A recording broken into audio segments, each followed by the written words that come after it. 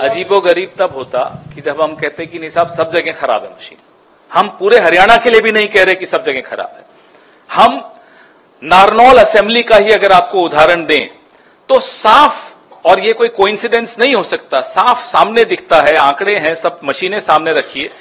जिन मशीनों के यूनिट की बैटरी 99% है वो मशीनें हमें हरा रही हैं। जिनकी बैटरी, और स्वाभाविक रूप से बैटरी कम होती है, 60-70% पे आई है, उसमें हम जीत रहे हैं। तो ये एक संयोग नहीं हो सकता। ना केवल नारनौल में ये बात है, पानीपत में ये बात है। आपने बोला कौन कौन से जिले, हिसार, महेंद्रगढ़, पानीपत, ये 3 में तो है, और बाकी जगहों से भी छुटपुट ऐसी शिकायतें आनी शुरू हुई हैं।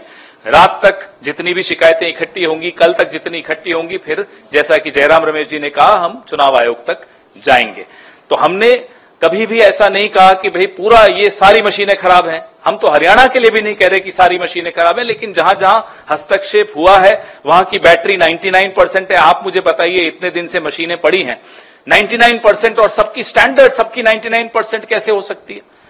और जिनको नहीं छेड़ा गया उसमें कोई 60% है, कोई 70%। और ऐसा नहीं कि शिकायत दोपहर को हुई हो, मशीनें खुलने के वक्त ही हमारे कैंडिडेट ने शिकायत की थी, तब तो कोई रिजल्ट नहीं आया था। तभी राव नरेंद्र सिंह जी ने उसी वक्त शिकायत करनी शुरू कर दी थी, हमें फोन करना शुरू कर दिया था, तब रिजल्ट आना शुरू नहीं हुआ था। इनफैक्ट तब तो आप लोग बाहर जो हमें दिखा रहे थे कि रुझान हमारे पक्ष में चल रहे थे 70-71 सीट पे, तब भी हमने लिखित शिकायत हमारे राव नरेंद्र सिंह जी ने और पानीपत वाले कैंडिडेट ने करनी शुरू कर दी थी। So you said that results are not acceptable to the Congress.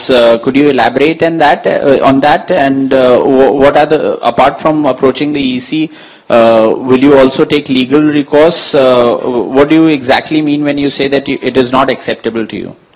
Well, in response to जो मौसमी ने सवाल किया था, कितने सीटों का सवाल है, हमारा अनुमान है कि 12-14 सीटें ऐसे हैं जहां गंभीर, इससे भी ज्यादा हो सकती हैं, पर पहला लिस्ट जो हमने तैयार किया है 12 या 14 सीटें ऐसे हैं जहां गंभीर सवाल उठाए गए हैं उम्मीदवारों द्वारा। तो ये कल ही बता पाएंगे फाइनल कितने सीटें हैं, पर आज मैं बता सकता हूं 12 से 14 सीटें पर गंभीर सवाल उठते हैं।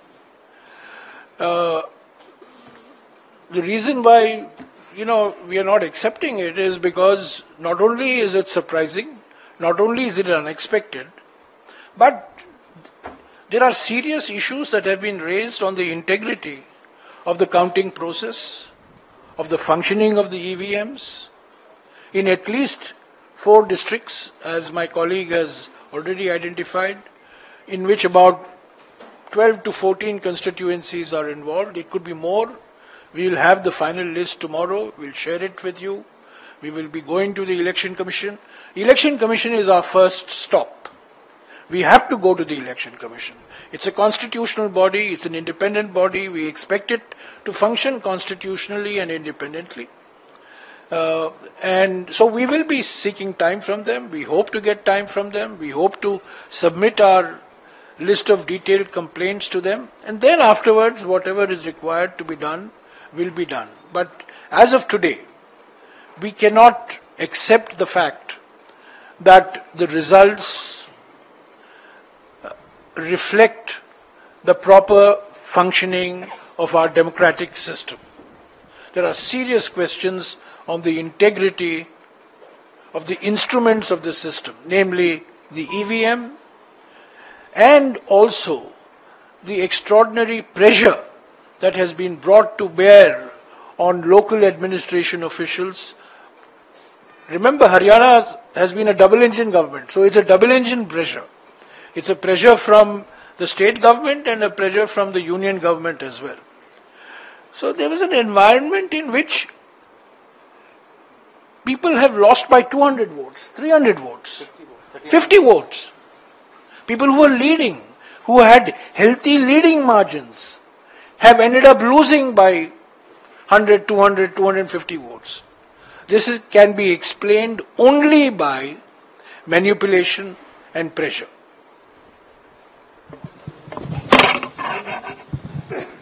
सर, अब तक आपके पास जो तथ्य सामने आए हैं, क्या इस नतीजे पर आप पहुंचे हैं कि कोई सुनियोजित ढंग से कोई ईवीएम में गड़बड़ी की गई है, क्या आप ऐसा कोई नतीजे पे पहुंचे हैं कि कोई सीनियोरिटी ढंग से हुआ है ऐसा कुछ, या अभी उसमें देखना बाकी है कि ईवीएम में गड़बड़ी कोई बड़े पैमाने पर की गई है?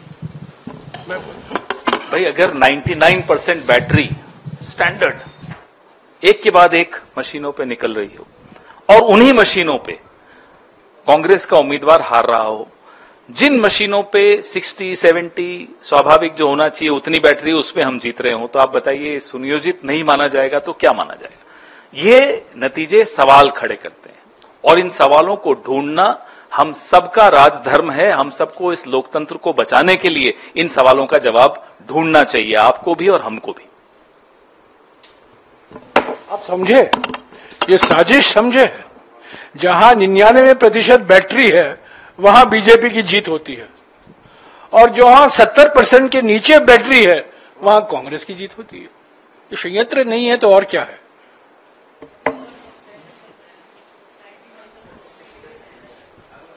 हाँ जी, 2 राज्यों के चुनाव हो जाने के बाद नहीं, अभी इन 2 राज्यों तक ही सीमित रखिएगा। नहीं, 2 राज्यों के बाद मैं उसी पे सवाल कर रहा हूँ। 2 राज्यों के चुनाव हो जाने के बाद परिणाम भी आ गए हैं, तो ईवीएम को लेकर के क्या मत है आपके? यही तो बात कर रहे हैं हम लोग। चलिए, और कौन, और कोई सवाल? हाँ जी,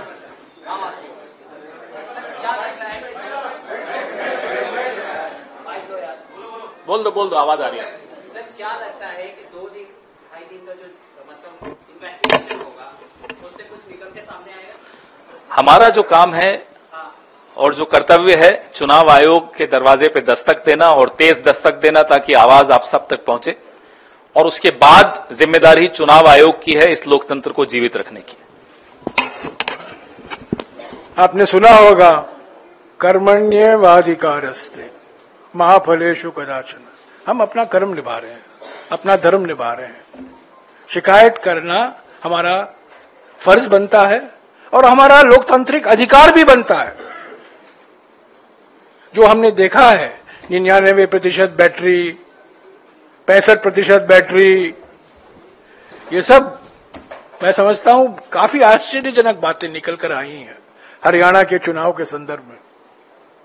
और मैं फिर दोहराना चाहता हूं, ये आश्चर्यजनक नतीजे हैं, अप्रत्याशित नतीजे हैं और लोगों की भावना के खिलाफ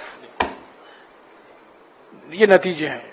जो माहौल था, जो जमीनी हकीकत था, उस माहौल के खिलाफ। मैं समझता हूं बीजेपी भी नहीं उम्मीद करती थी कि वो हरियाणा जीतने वाले हैं।